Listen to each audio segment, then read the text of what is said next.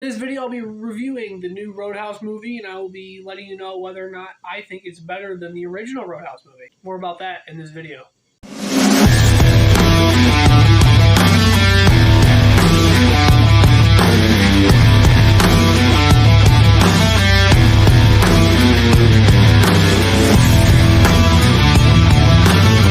Real quick before we get into this video, I bought the new Gray Man book, Chaos Agent, and I'm planning on doing a ranking video on all of the Gray Man books. If you guys would want to see that, let me know in the comments down below, and I'll work on that. So without further ado, let's get into the video. So I just watched Roadhouse on the 21st, and I've been rewatching it and trying to get my thoughts on it. And you know what? I think it's a fairly good movie. It's not, I don't know if it's as good as the original, but we're going to talk about that, why I think that. So, basically, the new Roadhouse movie is very similar to the original. Okay, this person runs a bar in a bad town. The town's ran by a corrupt billionaire who wants to run the people, the small businesses out of town so he can make some big resort. And good guy Dalton comes in, helps the city overthrow the bad billionaire. So let's start with the good things about this movie. The thing about this movie, I love the choreography. I love that it's more martial arts based and less just karate based. Because the problem with a lot of 80s movies is that it's karate based. It's all about karate. And I think karate is a garbage martial art. It's very bad. If you want to know how bad karate is, look up karate versus MMA. Just look up that on YouTube and just watch karate experts get beat up by like amateur MMA fighters. It's kind of wild. This movie is very good. I love the actors. I love the villains in this. Jake Gyllenhaal plays a very good Dalton in this movie, too. He plays a different Dalton, though. The Dalton in this movie is a lot more different than the Dalton in the original Roadhouse. In the original Roadhouse, Dalton is a very calm, collected, stoic. He's essentially a philosopher. He actually has a degree in philosophy in the movie. And this one, he's a lot more crazy. He's more vicious and violent. So I thought that was an interesting change for that. Also, I love the main villain, or not the main villain, but I love Connor in this movie. Connor plays such an interesting character, and oh yeah, of course, Connor gets his back taken. It's just that's just his thing. He always just gets choked out in every fight he gets into.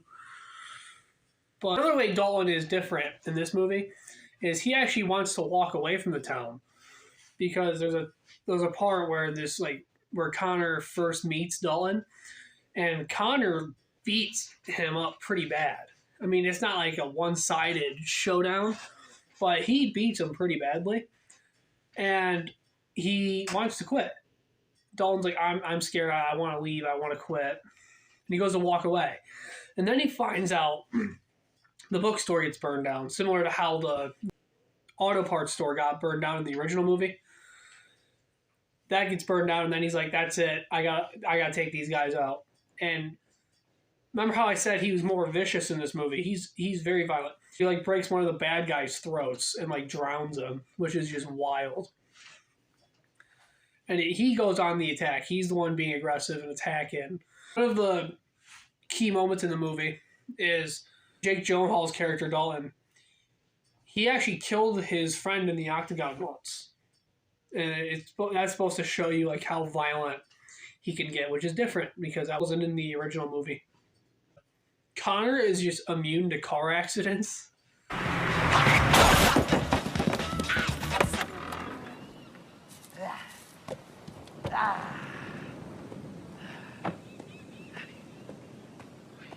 And this is where I'm going to get into the problems with this movie.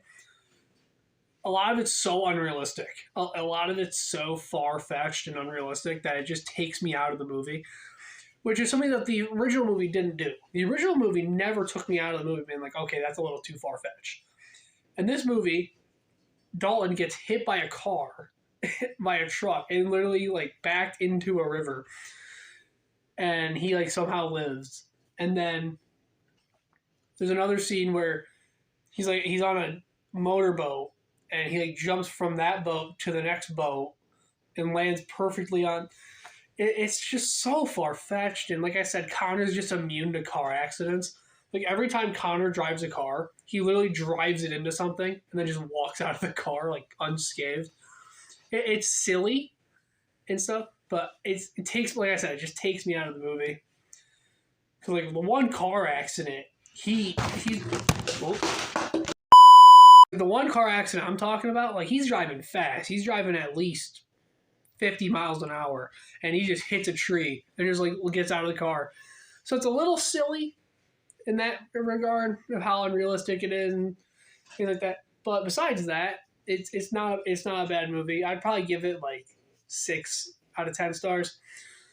Now, on to the original Roadhouse. The original Roadhouse, very similar. Corrupt town. Guy wants to build a resort for billionaires, and he needs to kick the small businesses out of town in order to do that.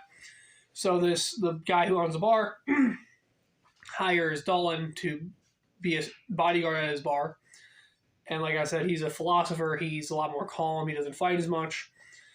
And eventually he gets to the point where the Double Deuce, which is the name of the bar in the first Roadhouse movie, starts recovering, and it starts looking nicer, and it looks nicer in there. At the beginning of the movie, there's like a cage around the stage where the musicians play. As the movie goes on, it gets better, and they don't have the cage anymore, and people aren't fighting as much anymore. And the billionaire, doesn't like that. The Roadhouse movie also had a sense of community to it, whereas the new Roadhouse movie, it's just a solo op. Dalton's kind of like going on a solo op, doing his own thing. And in Roadhouse, the original, there's a sense of community to it, because everyone's rooting for Dalton and people like him. The only people that don't like him are the bad guys. There's a scene at the end when Dalton avenges his friend's death. He's going through the mansion, like taking everybody out, and then he gets to the last guy, and he's like gonna kill him, but then like the nurse that he met, or the doctor I should say, that he met, comes in, and he doesn't do it. He doesn't end up killing the guy. He turns around, and the guy goes to shoot him, and come to find out, a lot of the town folk have joined the fight and come by his side. It's kind of interesting. It was kind of neat seeing that.